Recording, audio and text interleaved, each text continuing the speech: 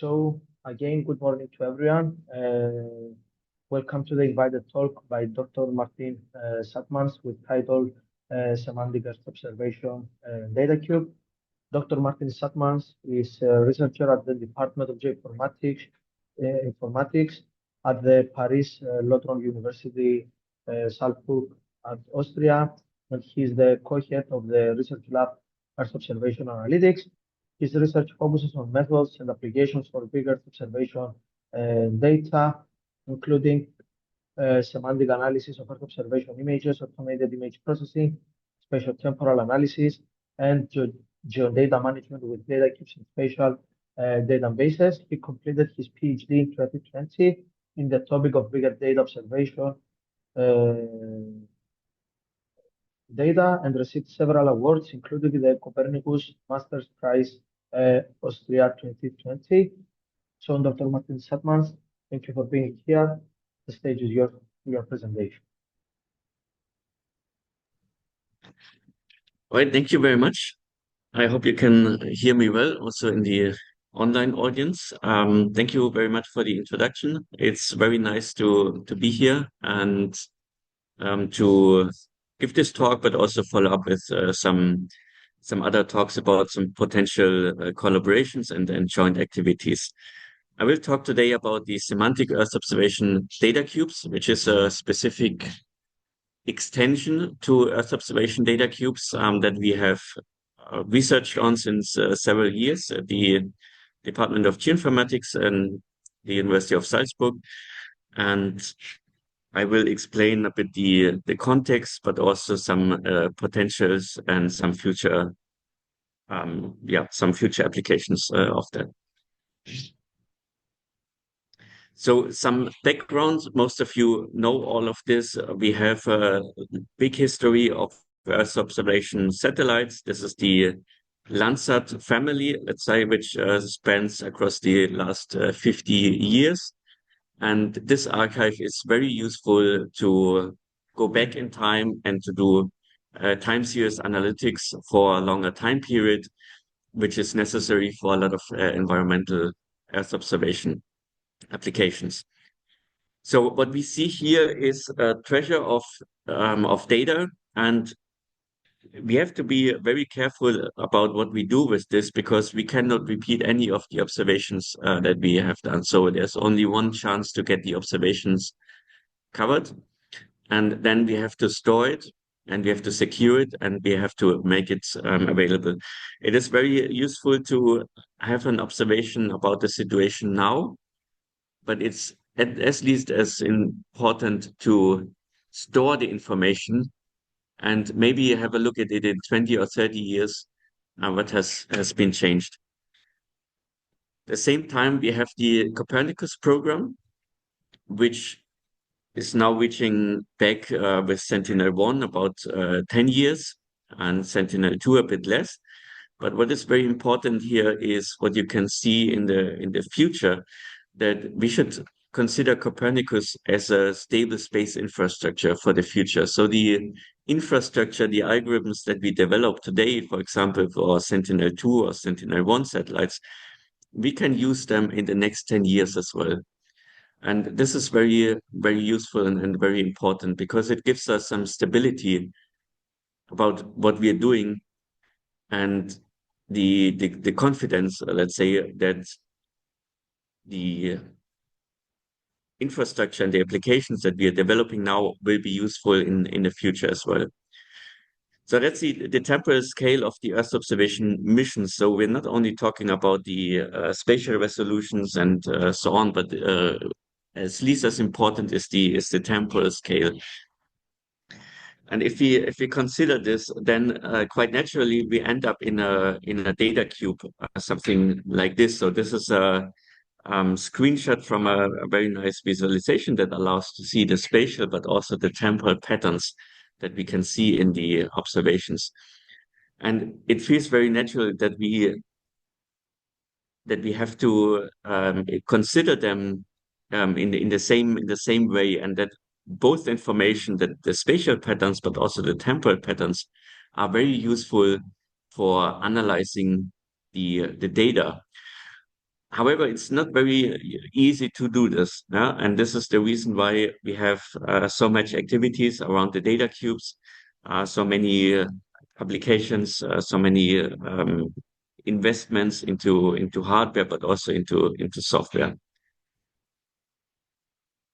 So let's dig a bit into the Earth observation data cubes. This was a very quick introduction into the Earth observation context, that you know where we come from and what we want to do with the data cube. So we are not really interested in looking at only one image. We are interested in the entire time series that the images create.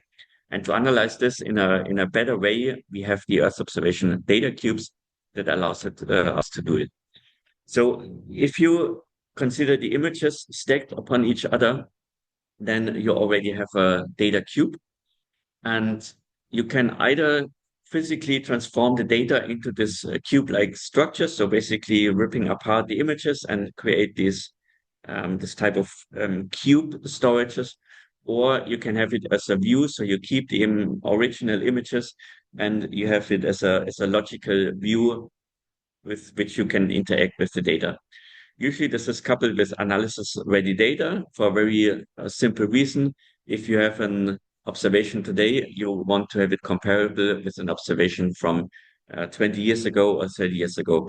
If this is not possible, then everything we do here is not useful. Yeah, so this comparison of the observations through time in the context of analysis-ready data is very important.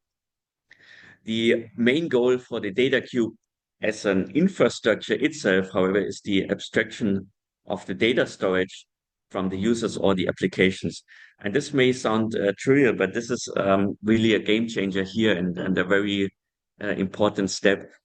In a data cube, you don't open a file, edit the file, and then save the file again. And you do this with all of the Earth observation images.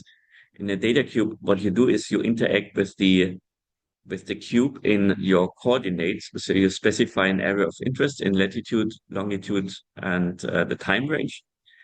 And then the data cube infrastructure has an index where it can look which are the images that are involved in this area of interest and present it to you in a way that you can directly use it.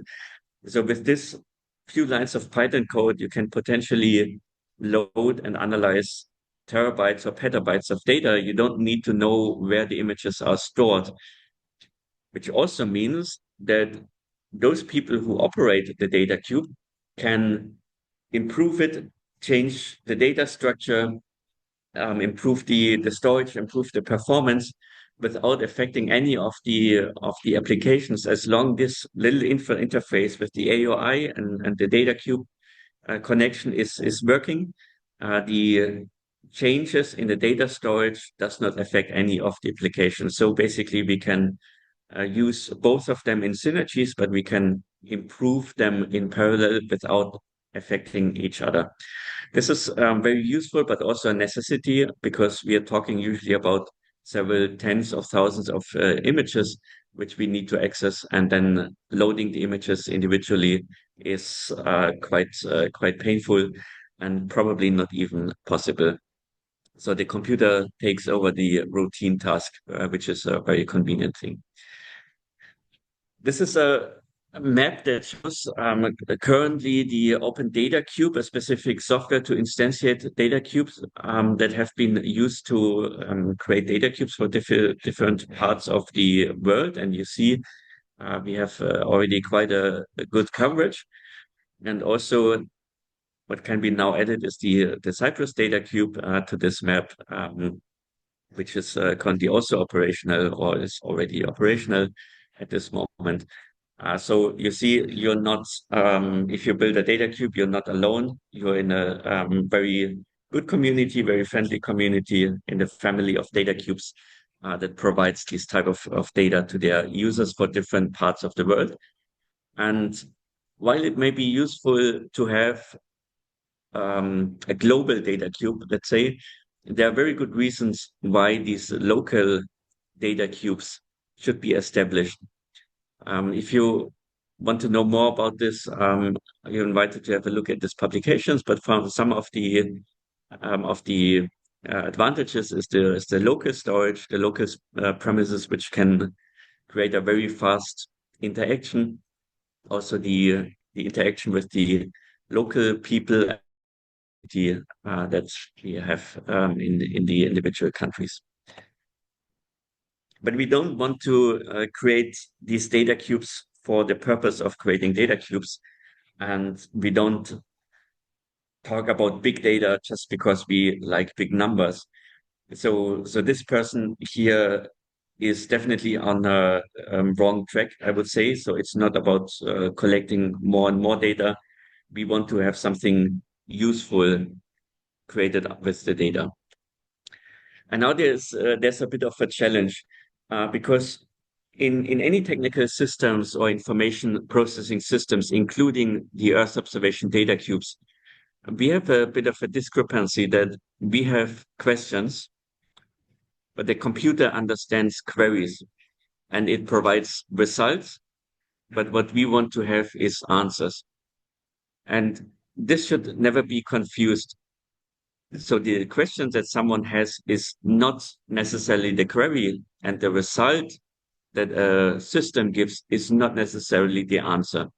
And most people who have the questions don't really care about the processes, internals, let's say, working of the data cubes and the technology and so on. So they want to have the answers in a fast or reliable way. And this mismatch of expectations need to be matched. So we have with deep learning and large language models a way now to bridge it a bit, but my recommendation is to never confuse these terms. So what this is about, the end users, they don't care about what we do with big Earth data. They want to have the reliable information, everything with the technology. This is on our side.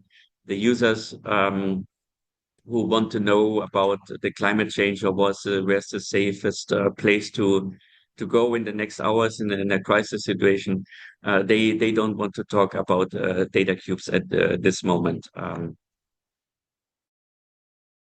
Consider that there is a big market, so it is very useful to have the institutions, and they do a very good job. But there are also the companies. So this type of involvement of companies we see already and will be in the future as well. And we have all the new technologies like data science, machine learning, and so on, including technologies that we don't know at the moment. So in the end, we need to bridge the expectations of the end users with our technology that we have. And we have some data available. This is a figure which I like very much because it puts it in a context with the applications and and the data sets, what we can use, what we can use. So it always depends on the application. And this is the setting in which we develop the semantic Earth observation data cube, which we will have a look at now. So usually the Earth observation analytics infrastructure at the moment is supposed to support the users transform the geodata into geoinformation. So the information is the one that should be delivered to the user, not the data. If you look at the figure on the top right side, we have the green and the blue rectangle, let's say. So usually or typically you have the two options. So you have a big user or good usability with a big variety of target users by providing a map interface for clicking and viewing data, for example. But typically you have a little amount of features and short or little amount of variety of applications because everything is configured what you can do. On the other hand, if you provide interfaces like Jupyter notebooks or programming interfaces, you have a lot of features that you can provide, including features that the users can program into the system on their own. therefore you can also support a variety of applications, but the usability goes back and the variety of target users goes also back. Now with the semantic approach, our idea is to increase the usability and therefore also the variety of target users by sacrificing as little features as possible. Why is that important? Because we could also educate all potential users to, go to universities and study classes about programming and Earth observation, but this is very unrealistic. So we have users without Earth observation or technical expertise coming from different domains, and we want to provide the same, let's say, quality of data information to them as well. And one approach is the semantic querying of Earth observation data. I will explain in a second what the semantic querying means. So the key components of a semantic Earth observation data cube is labeled here. There are three of them. So the first one is the semantic enrichment. So we have the images. These are the data. It's very nice to view, but very difficult to analyze. The semantic enrichment goes through this image and labels each pixel to a semantic category, which could be water, vegetation, and these type of things. So every observation, every pixel has this type of labels. Then in addition, we can have additional data sets like digital elevation models or some derivatives, the height, slope aspect, and so on. We store all of this data in the data cube, which allows us to provide interfaces to users to select their own area of interest and time intervals and perform the analysis. And the way how we do this is the third component, is that we have a high-level semantic querying using a inference engine. So the users are not interacting with the original reflectance data. They are interacting with the categorical data, which tells them already something about vegetation, water, and so on. And this is a situation where they can, in their own words, in the best case, express the query, what they want to do. And the infrastructure of a semantic Earth observation data cube is translating this into the low-level technical queries. So we have these three components. The first one is the semantic enrichment. This is, in the best case, worldwide applicable, labeling each pixel to a specific label. Then we have a generic fact base. This is the data cube. In the best case, as a scalable Docker infrastructure to support a variety of applications from a performance perspective. Then we have the knowledge base and the inference engine. So the knowledge base is the database where the semantic queries are stored. It can be shared with other users, so they don't have to be created from scratch for every new user. They can create it in their own, let's say, space as a semantic model, and then they can share it once the semantic model works.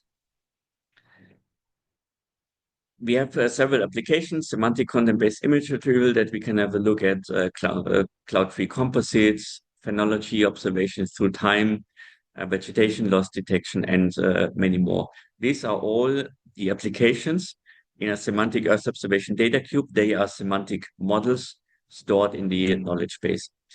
And then we have the semantic querying. That's when you apply the semantic models to the data cube. Here it's called fact base. Then you have an inference. So the semantic Earth observation data cube is creating new information that can be used as from the output. So these are the terms from artificial intelligence. You have the knowledge base, you have the fact base, you have the inference in which you can do this. This is an example of a semantic model in our data cube in Austria that we currently have.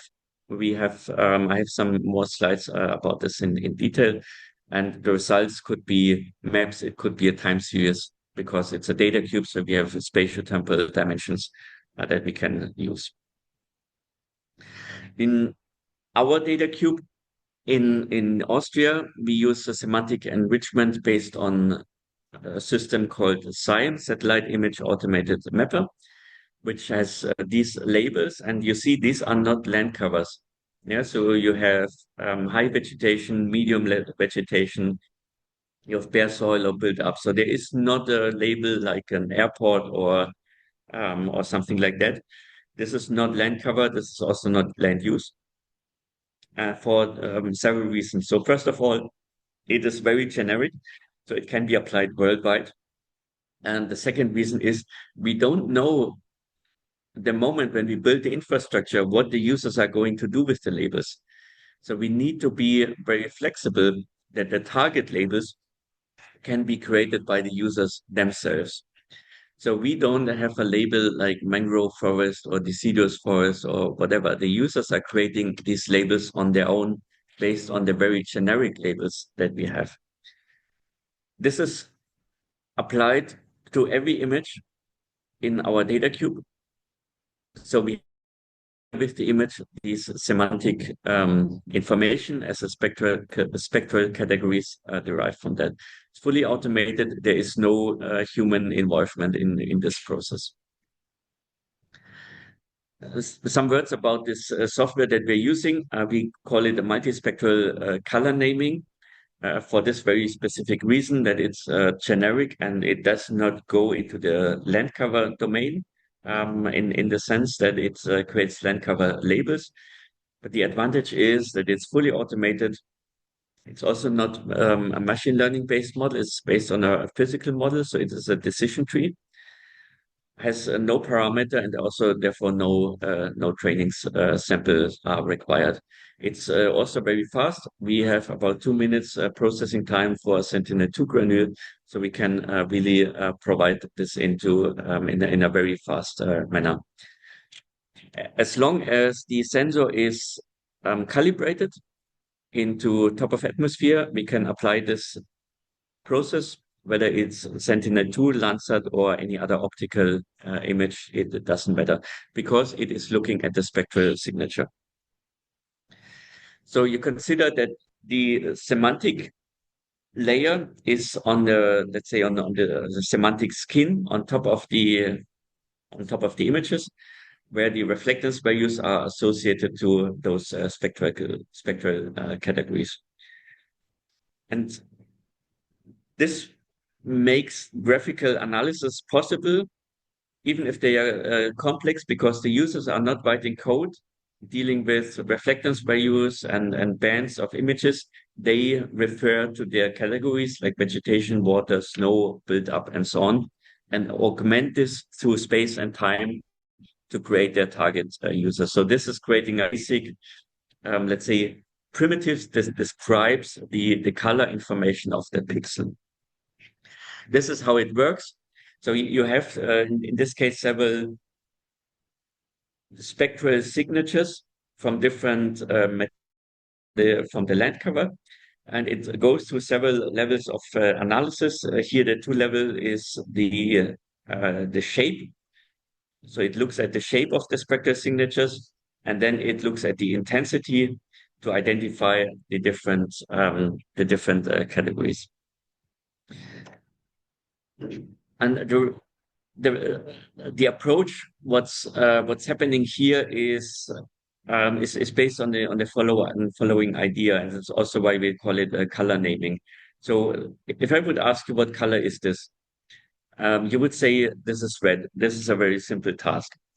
Now this is getting a bit more complicated because we have not defined situation where we have a start on the end of where red is. On the very left side it is black, on the very right side it is white, and in the middle it is red. We would agree, but if you would now do an exercise where we all change or draw a line where we identify something as red, then this line would be different for all of us. So there is not a definite solution to this. This is why this is ill-posed problem, there is no way that we can define what is red without any prior information about any assumptions. In the land cover, we have this in a very similar way, not only with one color, we have several colors for Sentinel-2, we have several bands of multispectral images. So we have an even more difficult situation because we have more colors, but the basic problem is the same.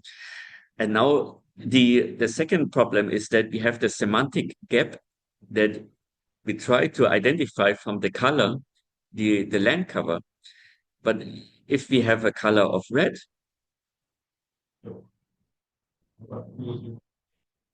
if you have the color of red, and then we have the objects which have the color red, which basically it's impossible to derive from the color what object it is. Yeah? So we cannot do this. And we also cannot do this with the multispectral signature from an Earth observation satellite. We can approach it because we have more than one color and we can get close to what land cover is, but usually we only see the reflectance of the material and we try to derive the land cover, but the land cover or the spectral signature can be created from a variety of land covers. So in the same way that we cannot derive from the color red, the object, it's very difficult to derive the land cover from the spectral signature, even if we have multispectral information. So in our approach with the semantic data cube, we have the colors. This is basically the spectral category, and we associate it to the land cover in a second step. We don't derive it directly from the observations, from the Earth observations. Let's have a look at an example. This is a landscape in Austria and the German border, seen from a Sentinel-2 satellite. And if it goes through our process, it looks like this. If I go back very quickly, have a look at the different colors of the lakes. You have different blue shades here. And if it goes through our process, every water pixel, let's say, is labeled correctly as water, and you can refer to them as the ID of the spectral signature of the spectral category that has been applied here. You still can go back to the reflectance values, but this gives you a very easy approach to interact with the Earth observation data. What you see here, again, I want to stress this again, this is not land cover, so there is no label lake, there's also no label forest. This is a label of high or strong, medium, weak vegetation, and so on. What we identify as a lake here, or as a forest, is what our brain is currently doing. Why? Because we know how a lake looks like on a satellite image, how a forest looks like, and so on, even if we are not familiar with the landscape. This is the second step that we have to do in the semantic querying, as the semantic Earth observation data cube allows us to do it. So we don't have, luckily, only one image. We have multiple images, and if we stack them upon each other, we have a lot of more data that we can use to exactly perform the second step. For example, observing, the pixels over time, how they change or what's happening. In this case, it's an aggregation of vegetation that allows us to derive a map about not the intensity of the vegetation, but in this case, how often the vegetation has been seen, which could be translated to how long vegetation was there, for example. Consider this is a very different step. How long something was there is different than how intense the vegetation is. Yeah, this type of semantic queries allows us to answer different questions, including how often, how when, how long at which frequencies, where, and these type of things. You cannot ask these questions in NDVI data cube.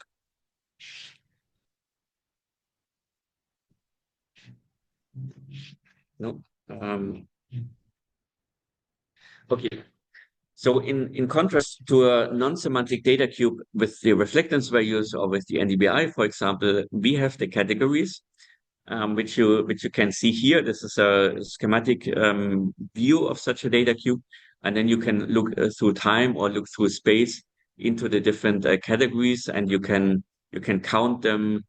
You can find the first occurrence, the last occurrence, and these type of things, including the clouds, which you see here as the white pixels or the white pixels, which allows us also to exclude observations, for example, if they are cloudy. This is a very simple, common task in semantic Earth observation data cubes.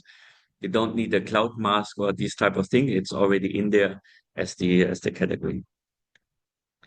So what is inside a semantic data cube? If we extract one pixel from this, so we have the spectral signature, the reflectance values. It's still there, so you can still do any calculations that you can do with a non-semantic data cube. But in addition, we have the categorical variables, and this is the important one. We have also some continuous variables about the greenness, brightness, and so on. So you can identify these type of things. It's all in there, including some additional geographic data that can be supported. So a semantic data cube is a data cube where for each observation, at least one nominal or categorical information is available and can be queried in the same instance. So you can use the NDVI in a semantic data cube, but you can stratify it for to those pixels which are vegetation or which are non-cloudy and these type of things. So how does a semantic query look like? We have our categories of interest. This is a big difference to a non-semantic data cube. We have our area of interest and the time frame of interest, and this is not different to a semantic data cube. So these are the three ingredients, let's say, that makes a semantic query. Let's have a look at an example. We want to observe vegetation change. In a non-semantic data cube with the NDVI, you would then try to find some drop of NDVI using the continuous variables and some applications. In a semantic way, we can observe the categorical sequence here. So we have, for example, weak vegetation moves to or changes to strong vegetation. This is what we can label as an expected change, because vegetation is growing. Then we may have some clouds, which is not a problem. We can just exclude this on our semantic querying from the analysis, so we can ignore it. In the next observation, there may be still strong vegetation. And then suddenly there is bare soil, and this is a non-expected change that we can identify here, and then get the information that this sequence is unexpected. And this is a semantic analysis that can be understood by a lot of people, even if they are not familiar with Earth observation. They don't also need to know what NDVI is. So this type of categorical sequence is very easy to communicate. And in a lot of cases, the users themselves can create this type of sequence and in a semantic model on their own. And to do this, we have a graphical user interface with a semantic querying language. It's called Semantic for semantic querying, also published as open source code, which allows users to drag and drop basically their analysis into this semantic model, which will be then applied to the data cubes. And then the result will look like this. In this case, for Austria, it could be anything here. So how does the architecture looks like? The three components are a bit abstracted to the user. So the user see the graphical web interface, which allows them to access different data cubes. It could be at different locations on the Earth. they have access to their knowledge base and can create the semantic models in there and store it and execute them.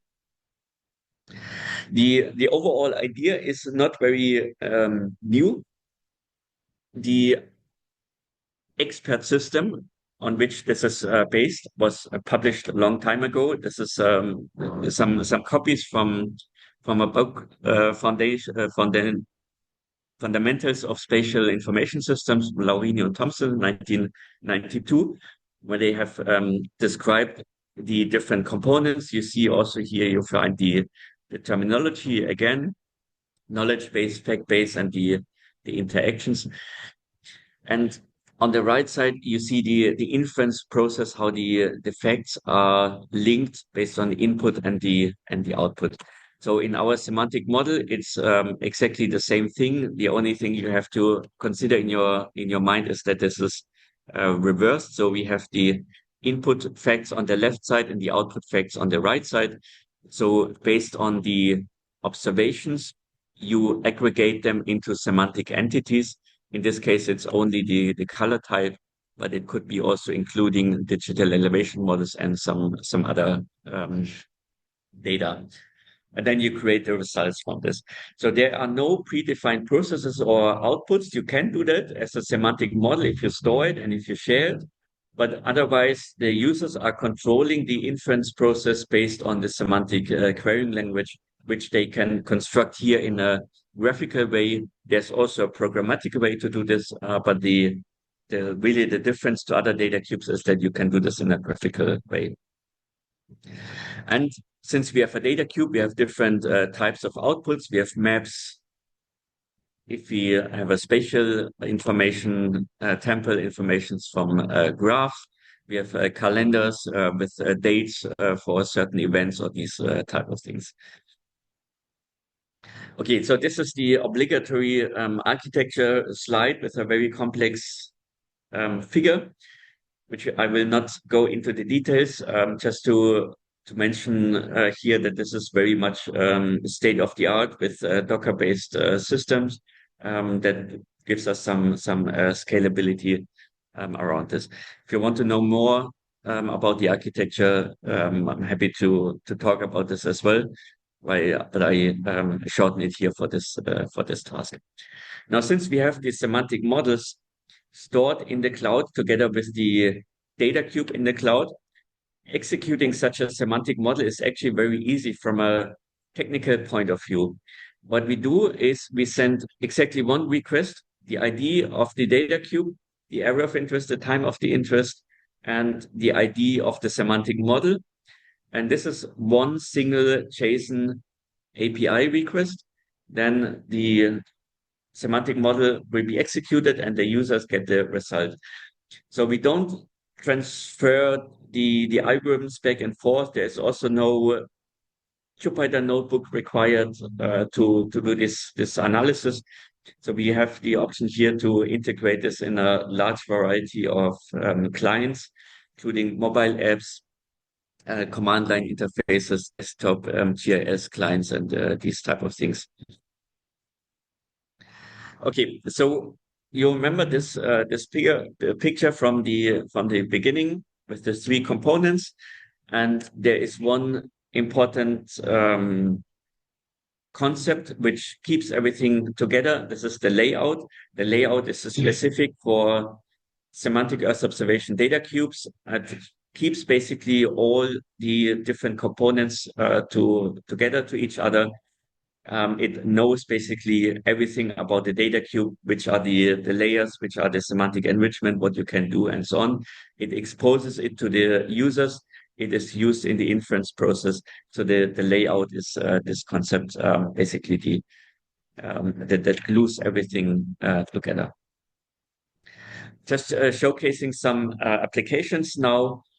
You can create cloud-free composites very easily because the information about where are the clouds are located, it is available in the data cube. You can also go in different way and for example, create a composite with the greenest, the greenest observation or the the composite with the first vegetation observation or the last time of snow observations and these type of things. So these kind of composites can be um, created very easily because you have a very expressive way of select what is the best pixel based on the categories of the pixels. We can also perform a semantic content-based image retrieval, so we can retrieve images which are qualified based on a specific content-based criterion in an area of interest defined by the users. Again, it could be clouds, it could be snow, it could be water. So, for example, if there's a flooding, we could extract the highest peak of the flooding and these type of things. Agricultural monitoring is, I think, pretty much a standard application for Earth observation data can be done here as well.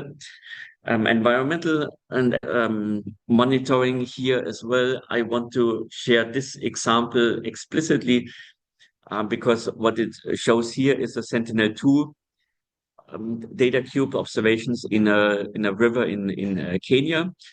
And we can relate this to the precipitation.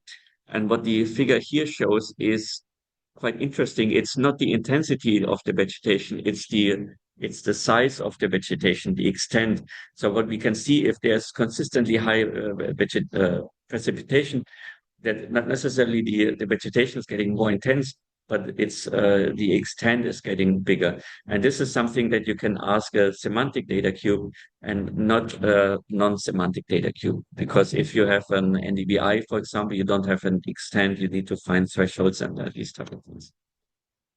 Okay, so we have examples from landslides, storm damages, soil sealing, and agricultural monitoring, of course. I have 3 selected outlooks for topics for the future. The first one is multivariate Earth observation data cubes. As you know, we not only have optical data, we have different types of data. We have thermal data, hyperspectral, LiDAR, even in situ data. And somehow we need to put this together into one infrastructure to really make use of all this data in a joint way. There are different approaches with data fusion. They also have advantages, disadvantages. Sometimes you have to change the input data to put it in a common grid and so on. This is sometimes not what's desirable. In a semantic way, we have a semantic layer where we can start comparing the images on the semantic way. And that's quite interesting because we don't need to change the original observations. We can do that on the semantic layer. In this figure, which you have seen on the first half of the presentation, it looks actually like a swatch from one satellite, but in fact, it is one part is from Sentinel-2, the other one is from Sentinel-8, and it blends into each other because it has the same label. If we manage that the strong vegetation observed from Landsat 8 has the same meaning as a Sentinel-2 strong vegetation label, then we can start comparing it. We can put it in the analysis of our semantic data cube, and we don't need to care anymore in this detail from which the individual observations come from. So the semantic data cube can be very much an approach for solving this problem. Then topic 2, visualizations of spatio-temporal processes. I think this is still very common to have this kind of facet plot, and it may be useful to spot some events, some changes, but not so much the processes behind that.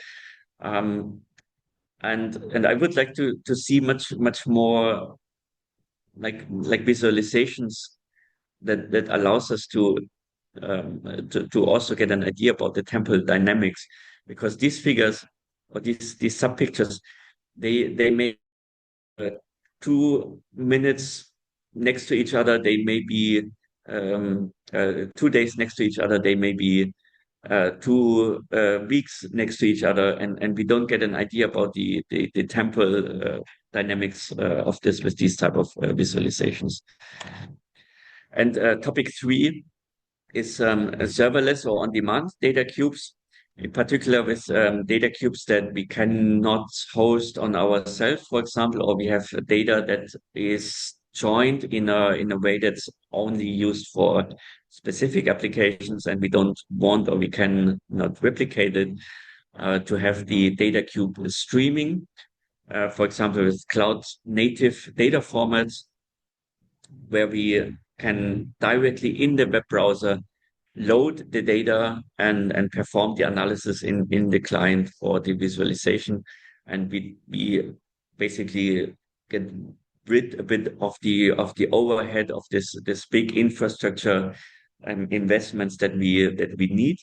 This is very useful for specific data cubes like the one we have in Austria or the Cyprus data cube here. But in many cases, you would maybe want to just stream the data directly into your analysis on demand without setting up an own data cube for this purpose. That would be the topic number 3. And also my conclusion of this talk about the semantic Earth observation data cube, where we come from, our ideas, what it's supposed to do, how it is working at the moment, and some applications and the outlooks into the future. Thank you very much for the attention, and I'm happy to answer any questions that you may have.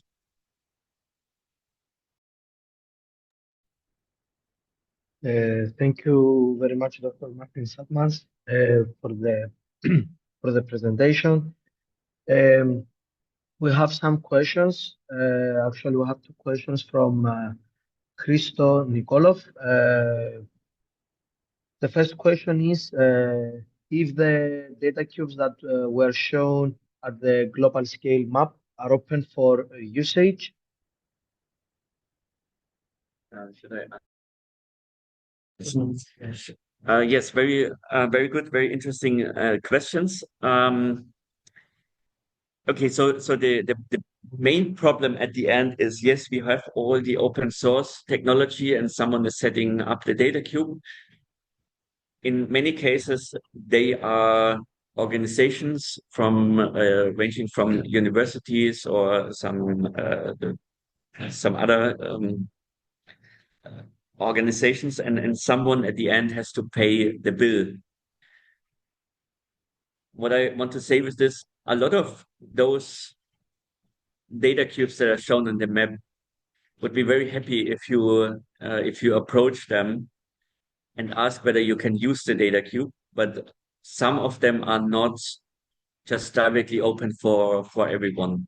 Some of them are, for example, the Digital Earth Africa, so the data cube for Africa. You can just create an account, log in, do your stuff. For a lot of the smaller ones, let's say, you may want to ask them because they have to pay for the infrastructure. But usually, my experience is they are very happy if you approach them with a concrete application to support you as well. The data cubes that I've shown here are on the map. They were non-commercial ones, so not set up by the big companies, let's say.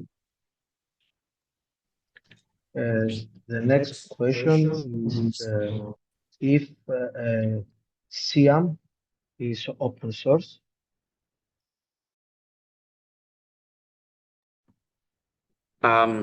Yes, that's also a very good question. It is published. So the rule set is published, but it's not open source. But it can be used for different purposes. So there's funding for through the ESA network of resources, for example, if you want to try it. So you can you can approach me if you're interested in that. The source code is not open, but there shouldn't be too many hurdles to use it. A question from Olga Schmidt, how the clouds are determined and how reliable are the results, uh, depending on regarding the validation.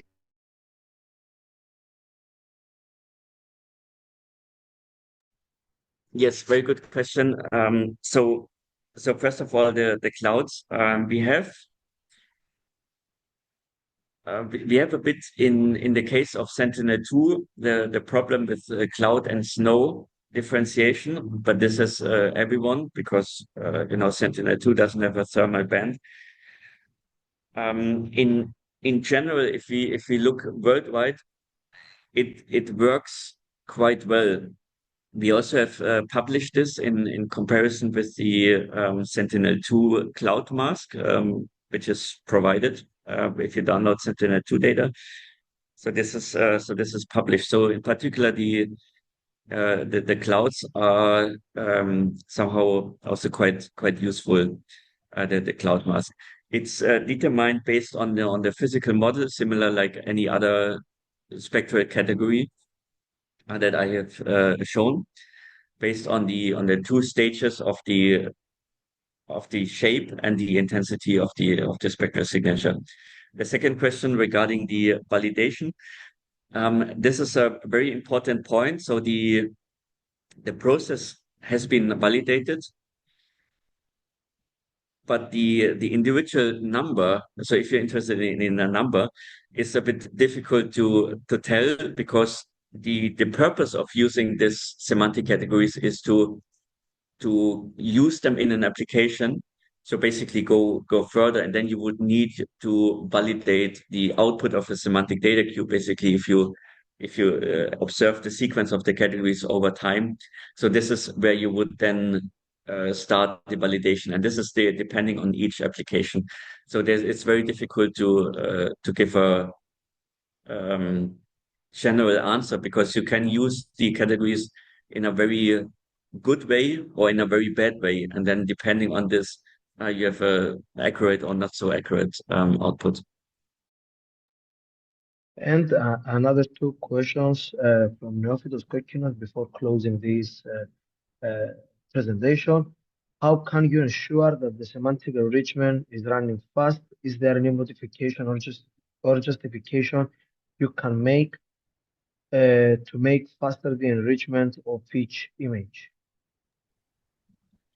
Yes, so also a very good question, very technical one. So this semantic enrichment that we are using is based on a decision tree. So there is and the decision tree takes the spectral signature of each pixel as an input.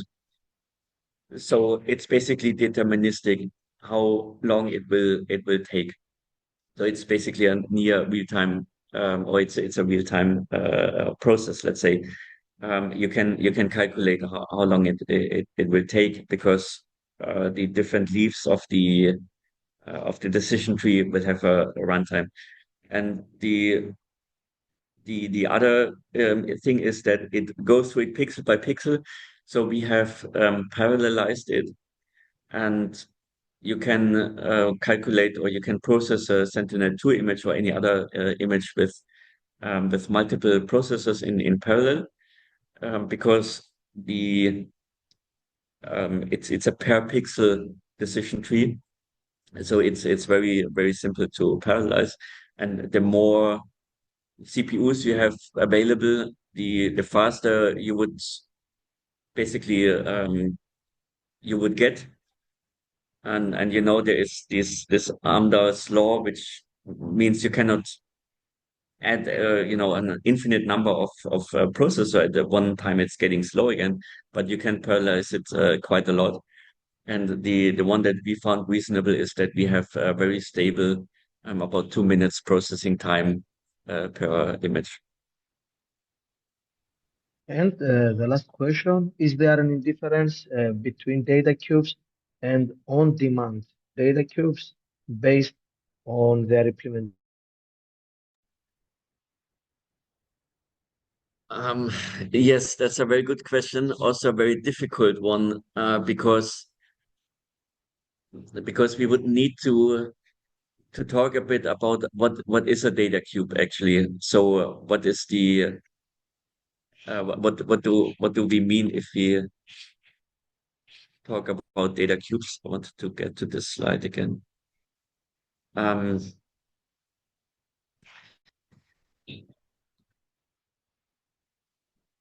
So what do we mean with the data cubes?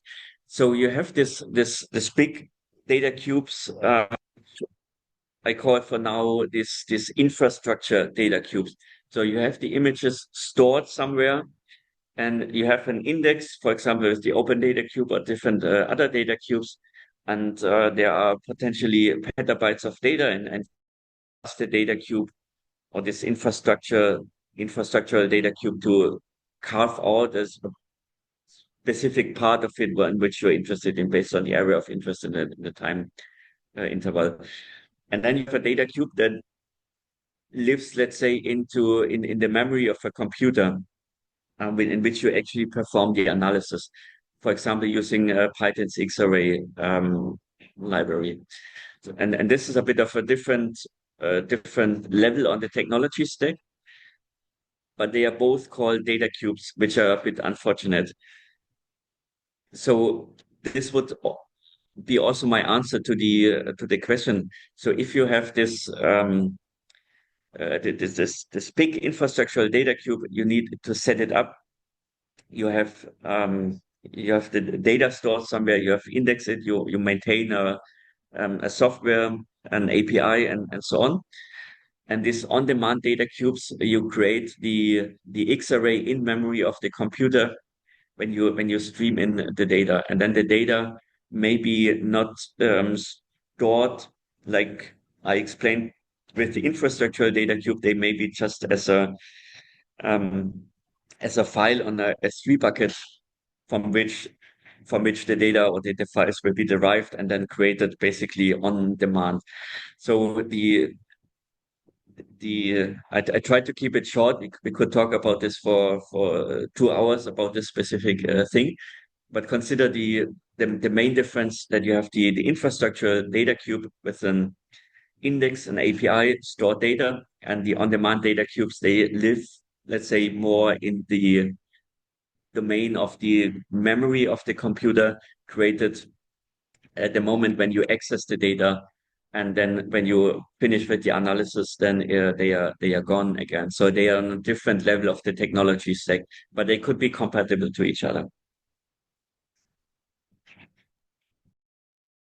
Thank you very much, Dr. Martin Sudmanns, for again for the presentation and for the answers to any question. Thanks again, all of you that joined us today. As I said at the very beginning, today's presentation is recorded and will be available through our YouTube channel. Thanks everyone again.